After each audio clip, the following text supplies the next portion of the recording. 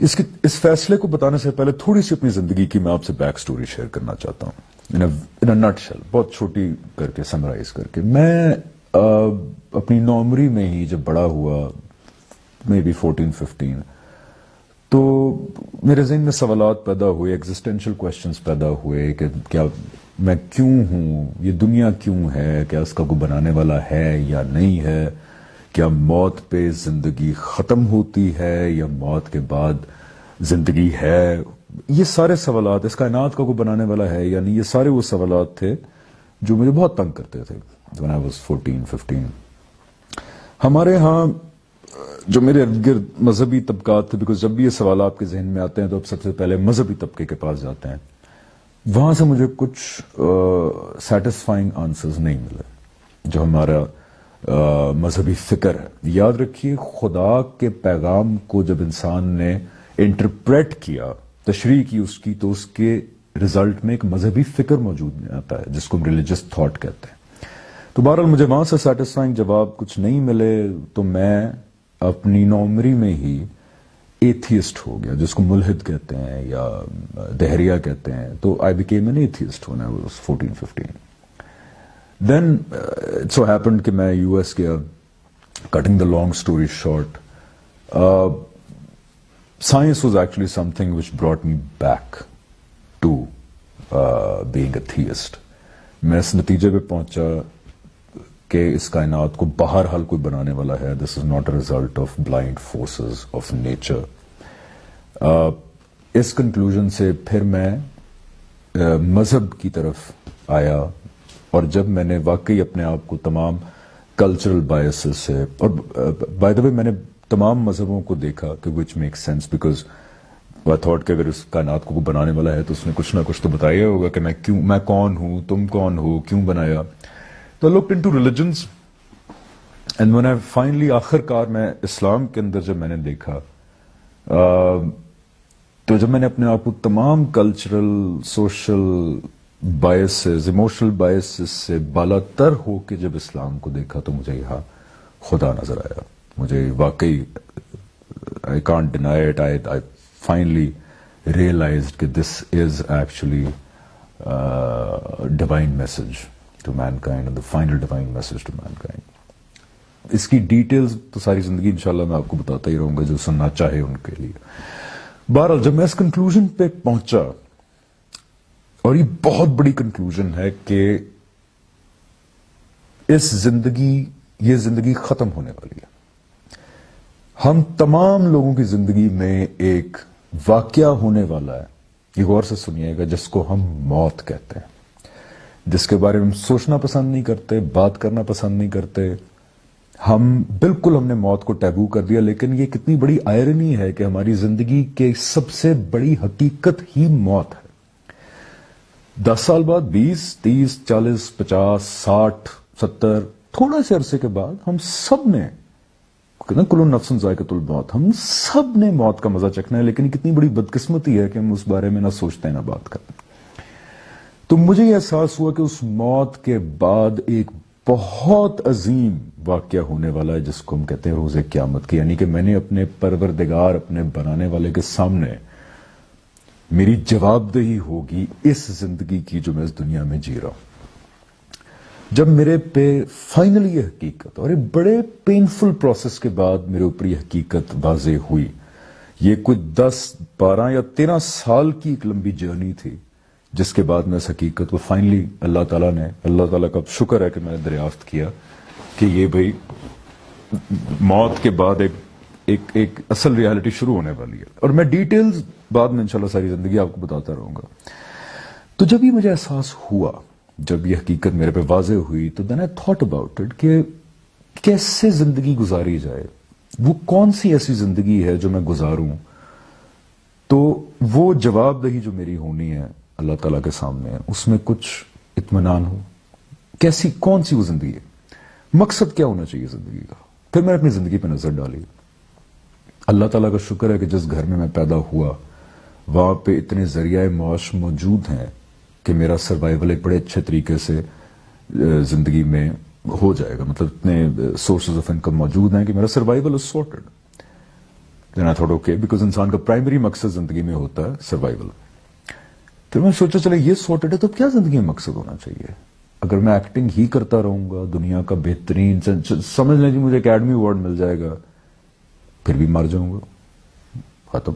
लोग भूल जाते हैं, लेट्स फेस इट, लोग भूल जाते हैं. डजंट मैटर आप क्या करके गए. सिकंदर आजम टाइप लोग, चंगेज खान जैसे लोग तो आधी आधी दुनिया फतह कर ली उन्होंने, और क्या हुआ, मर गए. माइकल जैक्सन से ज्यादा फेमस कोई आदमी नहीं हो सकता, क्या हुआ, मर गया, ही इज डेड. कभी कभी बस हम उसका कोई गाना सुन लेते हैं, उसको याद कर लेते हैं. तमाम जिंदगी के मकसद जितने मैं सोचता गया, चाहे वो सियासत थी, शोबिज था, कुछ भी था, हमेशा मुझे ये लगा कि मेरा तमाम मकसद जो मैं सोच रहा हूं वो मौत पे खत्म हो जाते हैं.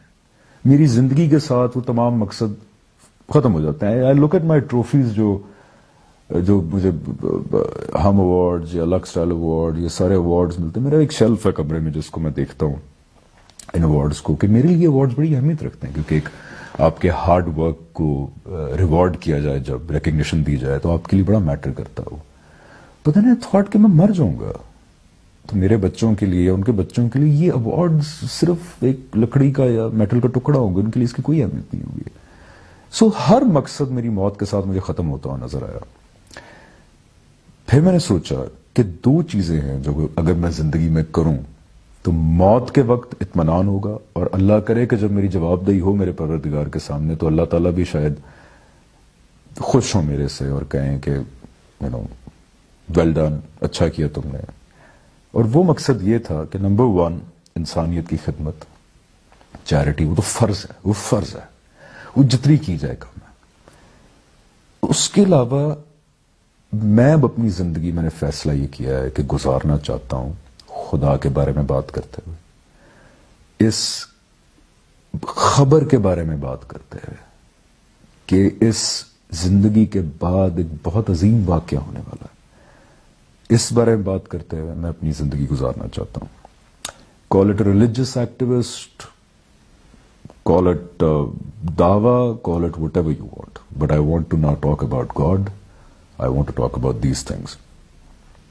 एक्टिंग से किनारा कशी बड़े लंबे अरसे के लिए इख्तियार करने की वजह यह नहीं है कि एक्टिंग इस्लाम में हराम है. यह भी एक बार बड़ा वो है, क्या कहते हैं उसको, बड़ा मसले वाला एक ये पॉइंट है कि एक्टिंग या ड्रामा, फिल्म, फनून लतीफ़ा असलन खुदा ने हराम नहीं किए, हराम असल में बदकारी है. तो मैं इसलिए नहीं किनारा कशी इख्तियार कर रहा कि इस्लाम खुदा न खास्ता आपको रोकता है एक्टिंग करने से, नहीं रोकता. और मैं अपने जिंदगी का बहुत बड़ा लंबा अरसा गुजारना चाहूंगा इस बात को जस्टिफाई करते हुए कि इस्लाम में तस्वीर बनाना हराम नहीं है, एक्टिंग हराम नहीं है, फिल्म, ड्रामा, ये चीजें हराम नहीं है. असल हराम बदकारी है, ये चीजें जरिया बन सकती हैं. इसलिए उलमा ने इस पर जरा बड़ा सख्त मौक़िफ़ इख्तियार किया. तो इसलिए मैं एक्टिंग नहीं छोड़ा कि खुदा न खास्ता इस्लाम मना करता है. मैं इसलिए छोड़ा हूं कि नंबर 1 इस तरह का काम ज्यादा बनता नहीं जो मैं इखलाकी तौर पे जिसको जो मुझे लगे कि ठीक है इस्लाम को इस पर एतराज नहीं, इस तरह का काम ज्यादा बनता नहीं है.